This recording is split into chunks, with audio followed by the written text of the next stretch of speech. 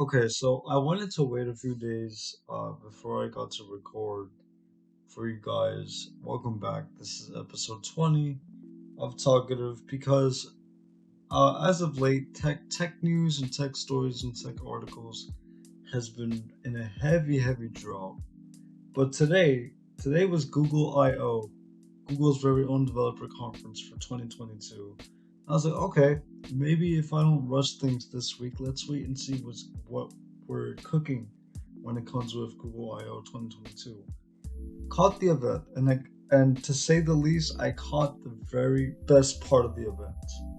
And look, this is my first Google I/O event that I've watched, that I've just reviewed and analyzed and observed, and it was probably one of the best tech events that I've seen personally. If you guys are Google fans, or if you guys have kept up with anything Android and Google for a very long time, it's probably just another event for you guys. But for me, since I'm not really on the Android bubble or on the Android side of things, I've been using iOS and Apple products for more than 7 years now. For me, this event was like just it felt different. It felt like just crazy of how much hardware products was revealed at a software development event was just astonishing for me. And look, there might be a second part to this discussion because there's a lot to unpack. But since I've been very consistent with content, I'm just gonna discuss the big elephants in the room here, which is what I saw from the event. And let me just start by saying that Google just revealed in this event, they revealed a new flagship series in the Pixel 7 with a new second generation of Google Tensor, so a brand new chip, along with the Pixel 7. Pixel 6a, which is their interpretation of budget phones, their version of a budget phone, which by the way, the 6a contains everything that you would find on a flagship Pixel 6 for the price of $450. So you have Google Tensor, just the same camera system. Nothing is different here with the camera system. Same software, same Google Tensor chip, same performance in this budget phone that's less than what a typical iPhone is nowadays, which is over $1,000. You're getting the best of the best for a Google Pixel in half of that price, which is like crazy to me. So yeah, you got the 7 flagship series, Pixel 6a, what else? What else? The Pixel Watch. Pixel Watch, Google's very first version of a smartwatch for Android. A smartwatch that is definitely going to be going head to head with the Apple Watch, without a doubt. So, are expectations high for this watch? Yes, considering that it's been rumored and talked on and speculated for like a while. And when I mean a while, I mean like almost like 3 years, 2 years that people, leakers, and tech reviewers, content creators have been talking about this Pixel Watch, and it finally got revealed. The vessels are pretty big, to say the least. It's a pretty big black vessel going around the entire watch. But overall, I mean, it works very well with Wear OS and all of the software that's integrated for the watch. Animations look really good. Which, by the way, I just remembered that Fitbit was actually acquired from Google, so you have all the fitness capabilities, just tracking your heart rate, how many miles you run, anything to do with fitness. So heart rate, sleep, calories, all the above. It's just crazy. And throughout that entire time that I was watching Google I/O, I was like, they gotta reveal the Pixel Watch in this event, right? And you know what's crazy? I saw everyone that was presenting a section during the event. Every employee that came out on stage to present something, I noticed that they were wearing some rounded circular watch, and I'm like, there's no way that can't be the Pixel 6. I was in denial. I was hesitant. I was like, are they wearing the Pixel 6 right now in their wrist? And right as they revealed it, That's what it was. So literally the entire time the watch was like really teased throughout the entire event. They were all wearing Pixel 6 or not Pixel 6. I've been saying Pixel 6. Sorry, Pixel watches. They've all been wearing Pixel watches throughout the entire event, and it's just like wow, dude, that's just crazy. Talk about just long term teasing, long term revealing, because they all had some sort of rounded watch.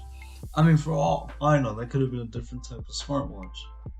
But since this is a Google event and the Pixel Watch has been revealed for so long, you can only come to the conclusion that they were wearing the actual Pixel Watch, and that's what it ended up being. So, wow, dude, it's just crazy how much stuff was revealed.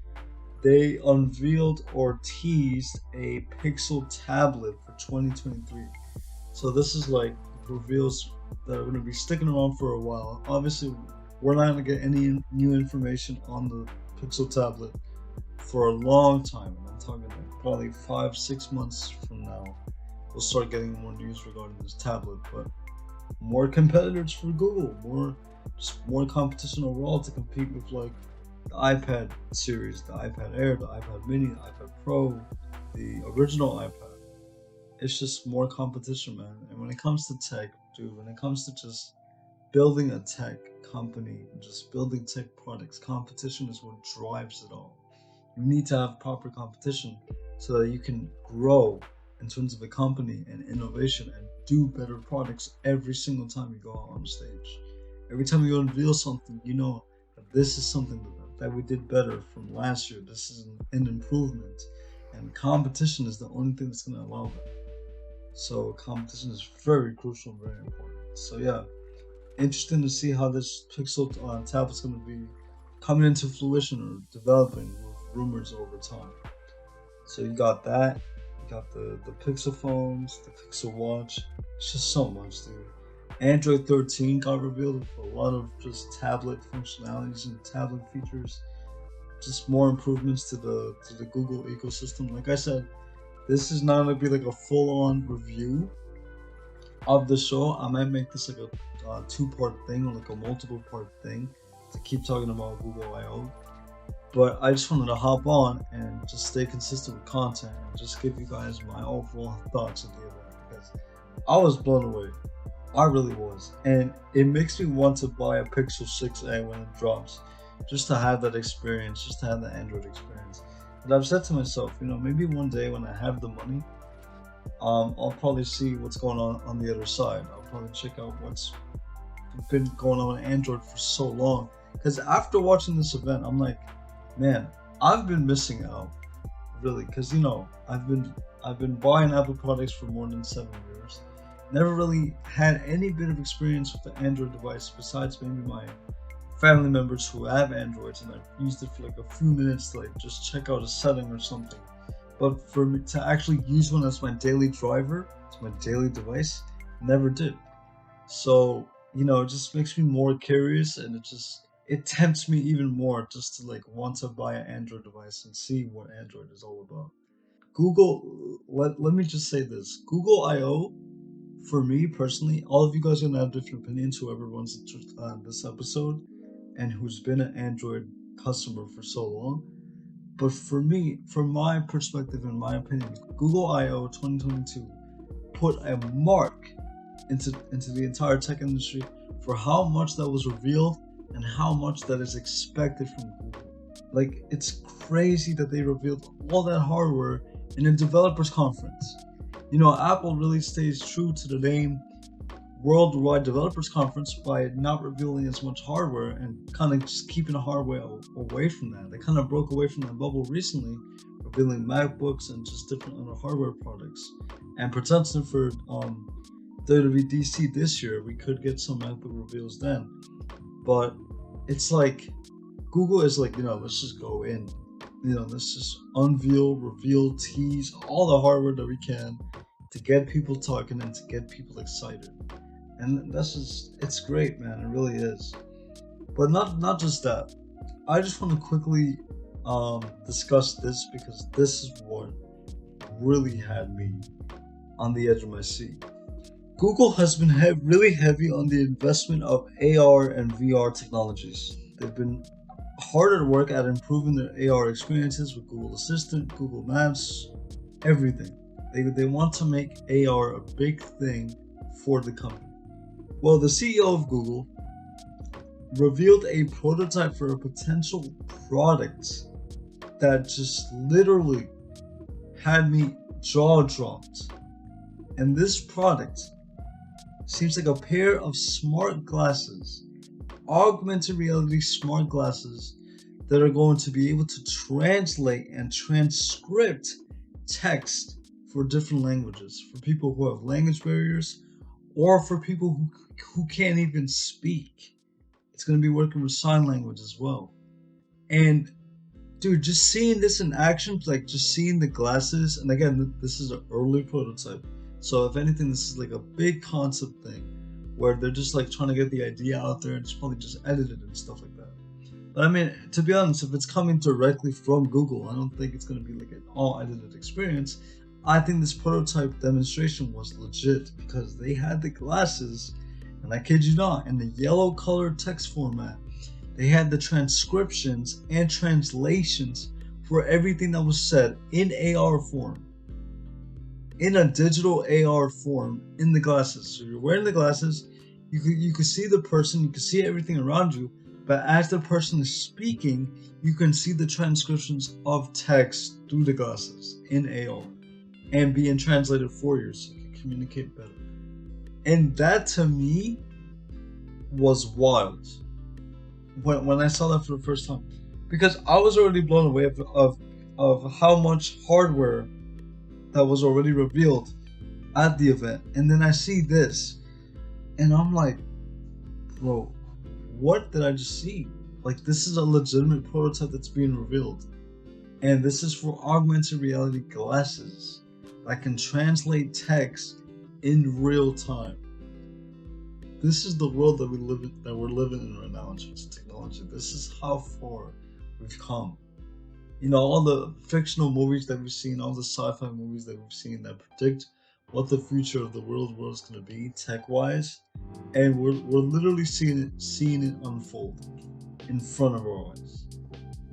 Just all these innovations, all these advancements, and mind you, the future of tech is very scarce. Like, it's great, but it's also in some aspects very worrying and scary. But there's nothing we should worry about as of now, but we should always keep our eyes peeled because, you know, tech companies tend to get very ambitious when it comes to developing new innovations and new products.